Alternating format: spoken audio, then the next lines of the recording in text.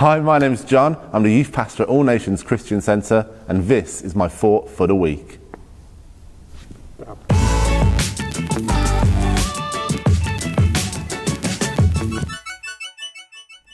Today we're going to be reading from Hebrews 10:24 to 25, and it says, "And let us consider how we may spur one another on toward love and good deeds, not giving up meeting together, as some are in the habit of doing, but encouraging one another, and all the more as you see the day approaching." There are two things I just want to focus on from these two verses today. And the first one is when it says, spur one another on toward love and good deeds. Quite often we might go through hard weeks of work, hard weeks with relationships with our friends. And this verse is quite simple when it says we need to spur one another on towards love and good deeds.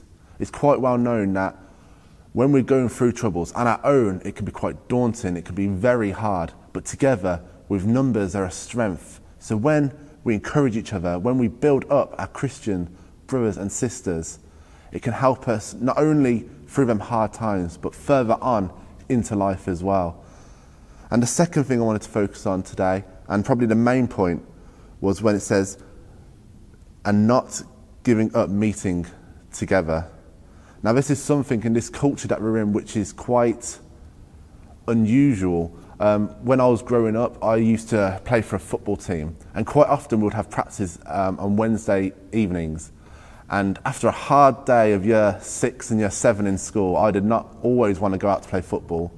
But what my mum encouraged me to do, and what I'm so thankful she did now, was to be consistent in going to them trainings. Because from going to training each and every week, it improved my game on a Saturday when I played them football games.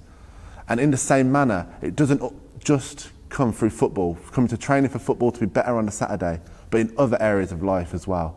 So when we have meetings on a Sunday, when we have home groups midweek, or even when we have youth groups on a Friday, meeting together, growing together is so important, especially when we do it regularly. So like I said, when my mum encourages me to go to training each week, that went into other areas of my life. When I started going to the youth group at our church, I was there every single week, and that was so important in my development. And when this book says, this Bible verse says that we should meet together regularly and we shouldn't be in the habit of not doing it, that's quite a powerful thing that back in biblical times that was an issue. And now it is still an issue, it's still relevant today. So when you are booking things around, why don't you make sure that church is the priority in your address book, that every single Sunday you'll make that biggest effort to be at church.